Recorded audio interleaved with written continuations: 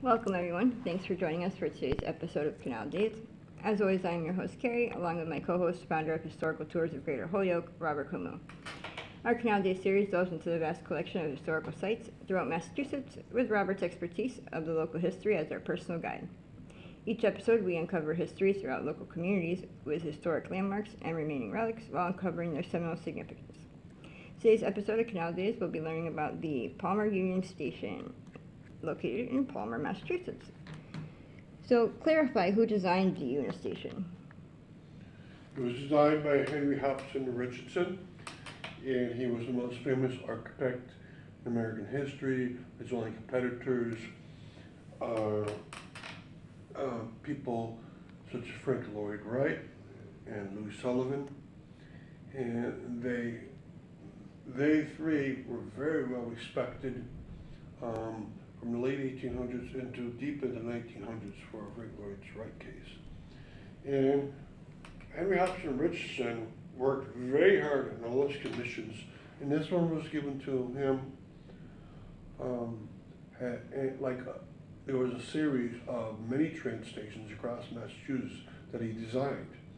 Many of them were on the Boston to Albany route, and a few of them are still there. I think in Easton, Massachusetts, there's still some of his work, and there's one in Holyoke too, and there's this one out in Palmer, which is a nice place to visit. So we're going to talk about who designed other portions of this area, and we're also going to talk about what this whole enterprise is nowadays. Now, his work is with deeply recessed windows and doors, and this station definitely has a lot of that. I noticed that some of the windows were only moderately recessed, whereas some were deeply recessed. So he must have did that on purpose. He had to fit the station into a small space, since there's lines on both sides of the train station, and he managed to do it. Now, he got materials from nearby mines. He knew they'd be available. Of course, he was never the one that actually constructed it. He just had the many designs for it. And that includes Longmeadow brownstone and Munson white or grayish granite. So a good job was done here. And what about the landscape? Who designed the grounds of the Union Station? So Frederick Law Olmsted, the most famous landscape architect in American history, and in fact the father of such a field.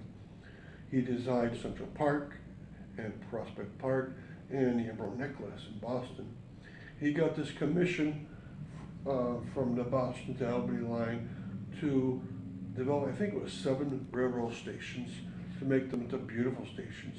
And this one was going to be a combination of many. So Frederick Olmsted, when he got this commission for the stations, he knew that his friend Henry Hobson Richardson was going to be designing it. So he took that into account because he knew what a great job he could do.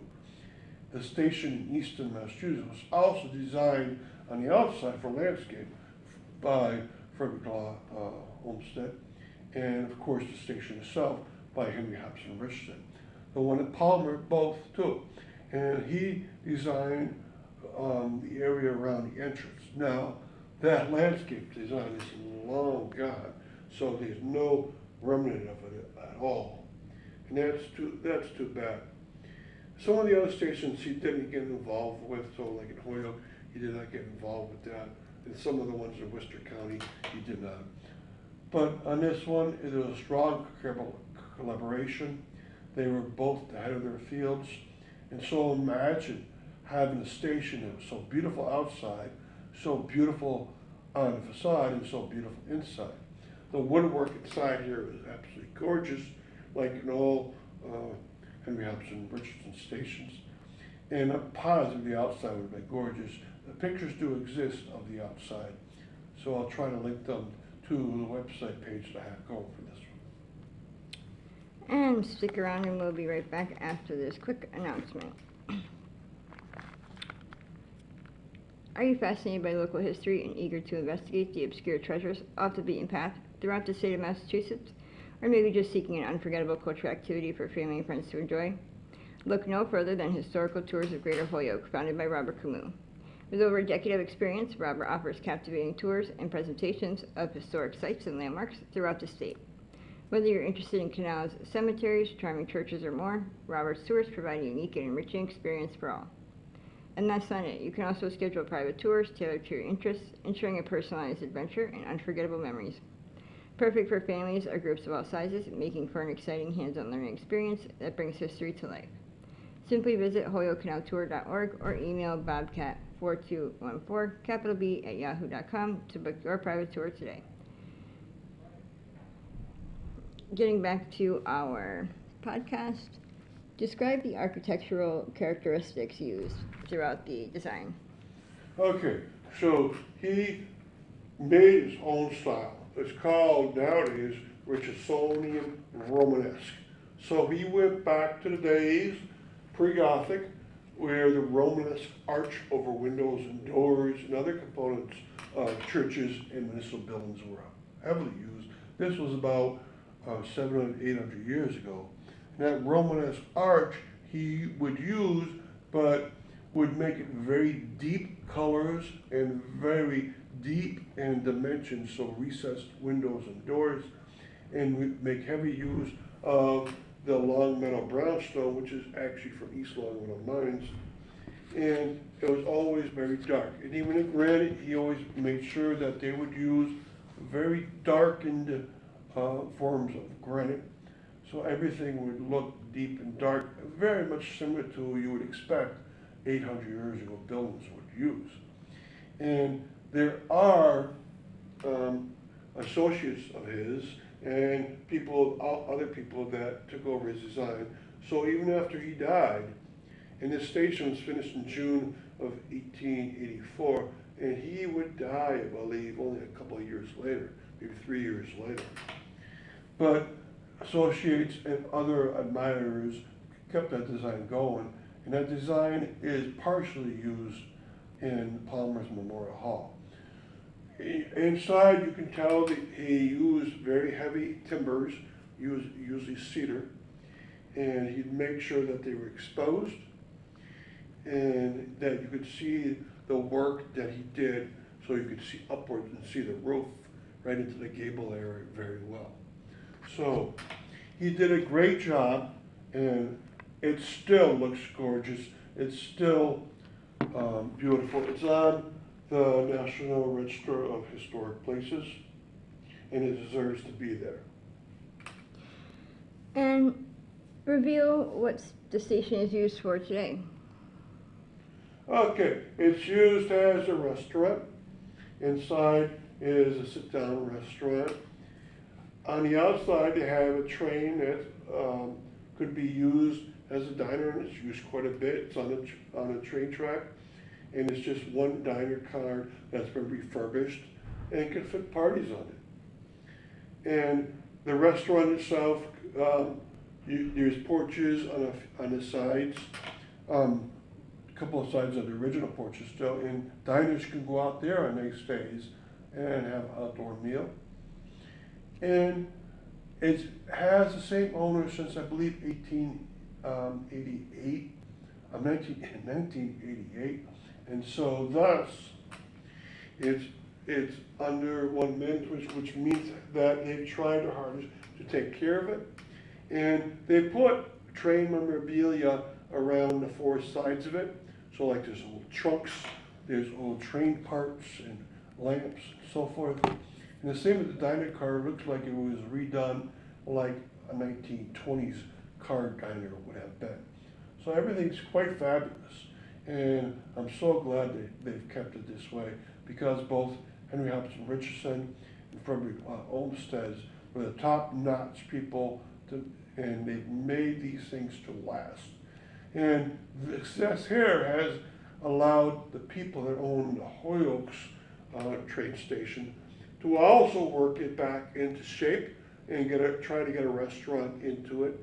So they inspired other people, and that's great, because his work should be saved even though a lot of his work has been destroyed, a few churches are gone, I'm glad a lot of it is still being saved.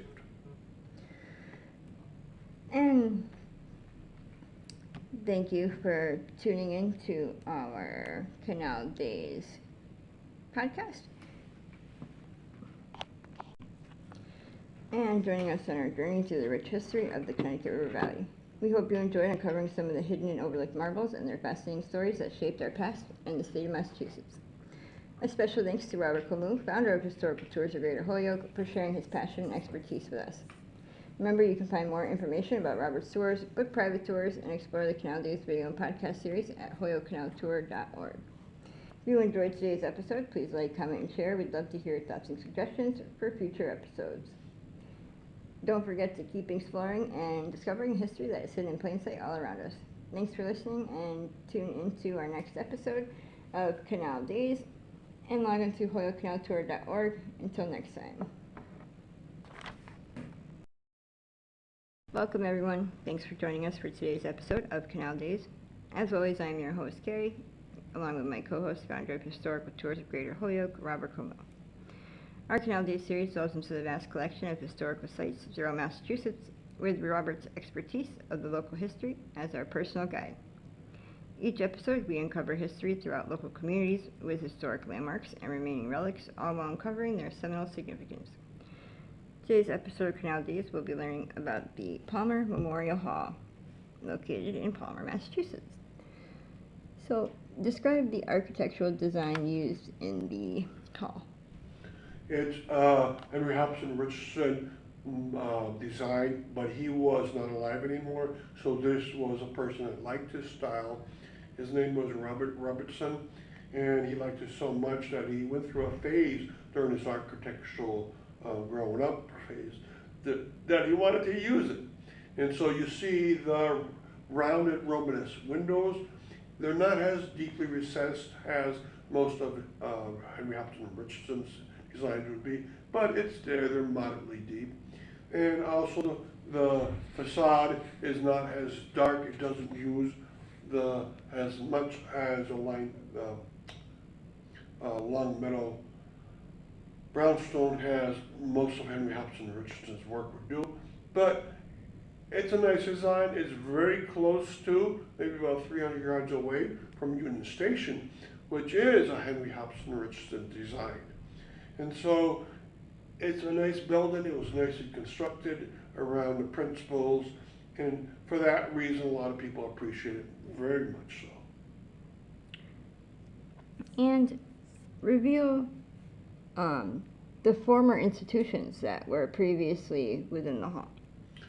So the first tenants was the Grand Army of the Republic, and they met on the second floor. That was their hall space. And that is a veterans fraternal group from men that fought during the Civil War. And this building was made in the 1890s, so for a memorial hall of the Civil War, it's kind of late on, but it's still great that they would make one and honor those men that fought for the Northern forces to try to defeat slavery. And it had a second tenant, and that was on the ground floor. You had Palmer's public library. And this is important because public libraries were starting to come around very much in the latter part of the 1800s. And Palmer had a very nice one at hand. Through the years, it grew up, but it stayed in this location as a library, I believe, in 1977 until they moved onwards to a new location. So it's a nice place to go for fraternal groups, and a great place to go for a library because you're in a memorial hall.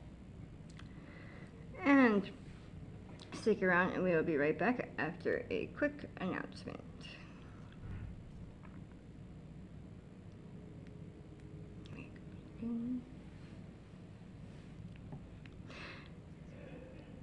Are you fascinated by local history and eager to investigate the obscure treasures off the beaten path throughout the state of Massachusetts? Or maybe just seeking an unforgettable cultural activity for family and friends to enjoy? Look no further than Historical Tours of Greater Holyoke, founded by Robert Como. With over a decade of experience, Robert offers captivating tours and presentations of historic sites and landmarks throughout the state. Whether you're interested in canals, cemeteries, charming churches, or more, Robert's Tours provide a unique and enriching experience for all. And that's not it. You can also schedule private tours tailored to your interests, ensuring a personalized adventure and unforgettable memories. Perfect for families or groups of all sizes, making for an exciting hands-on learning experience that brings history to life. Simply visit holyokecanaltour.org or email bobcat4214B@yahoo.com to book your private tour today. Getting back to our video podcast, can you divulge what is now located within the hall? Yes, Palmer's Senior Center is now there, and they look like they refurbished it before they came in. I think they came in the year 1997, so they've been there 28 years.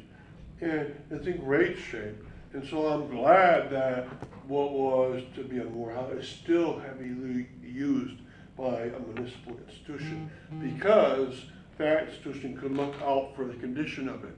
Once you don't have tenants, then your building starts to fall apart, and this is one building that should stay up, and it's a very historic district. You're going from the Episcopal Church to Memorial Hall to Union Station within a very short time, and so it's good to have these great looking buildings along the way.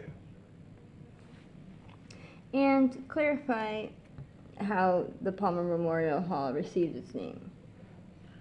Yes, it received it because it's a memorial to the Civil War men who lost their lives. So that's what it memorialized.